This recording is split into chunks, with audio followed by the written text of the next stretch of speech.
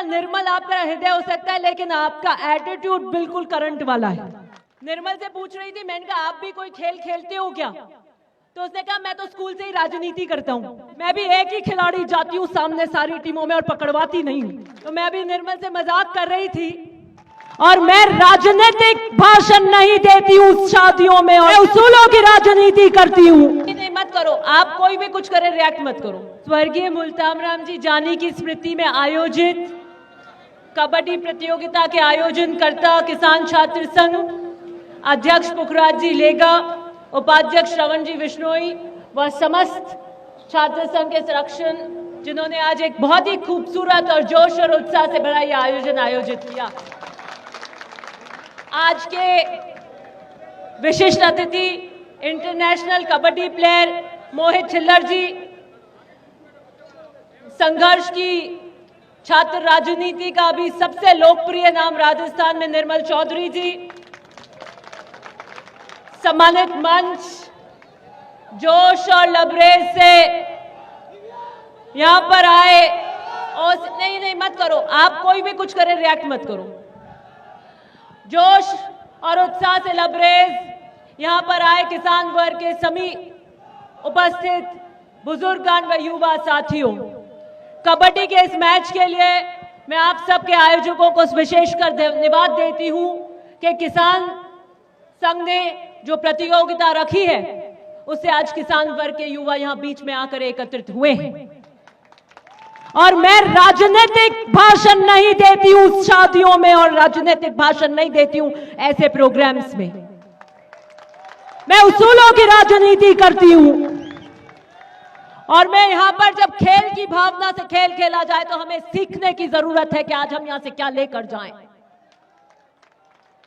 हमें लेकर जाना है कि किस तरीके से एक टीम संगठित होकर अपने टीम के अपने गिले शिले मिटवाकर एक टीम के रूप में खेलती है।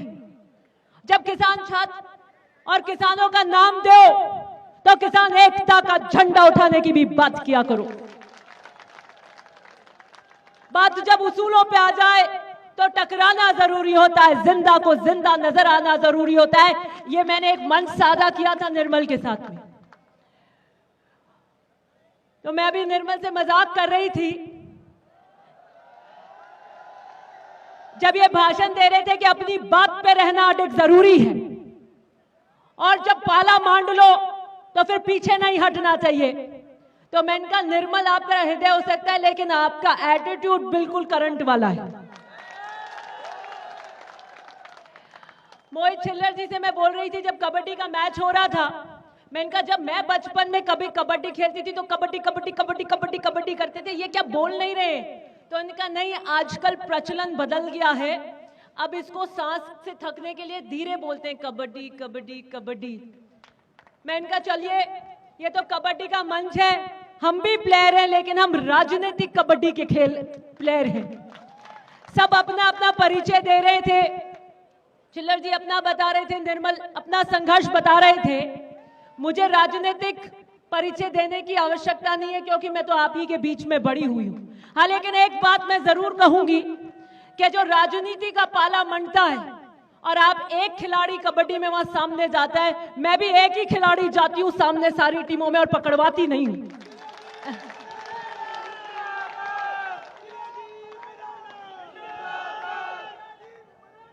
कुछ चीजें हमें बढ़िया लेकर जानी चाहिए, हमें ये कि हम किस दिशा में युवा जा रहे हैं, किस ओर हमें जाना है।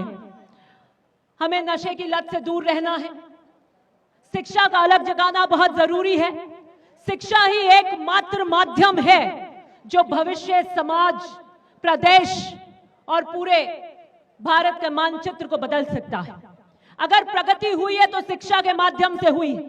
मुल्तान राम जी जानी की जब हम आज बात करते हैं उनकी स्मृति में, तो मैं उनके लिए भी कहना चाहूंगी कि ओसिया में शिक्षा की अलग जगाने के लिए उन्होंने संघर्ष किया, उन्होंने काम किया। 1952 में परशुराम जी मदेरना जब निकले तो उन्होंने ओसिया से पहला चुनाव लड़ा। उस जमाने में किसान वर्ग की स्थिति कोई बढ़िया नहीं हुआ करती थी, पक्के मकान नहीं हुआ करते थे।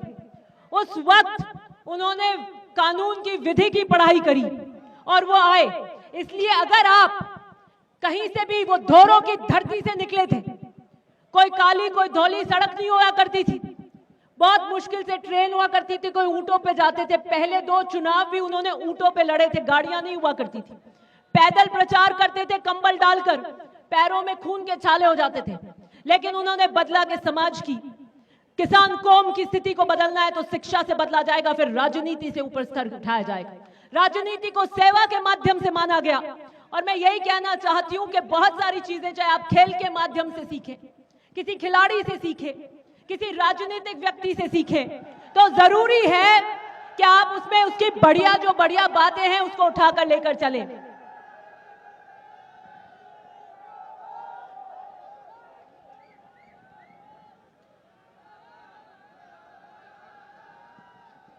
क्या हो गया वहां पर? वो तो मैं बोल नहीं सकती हूँ माइक पे।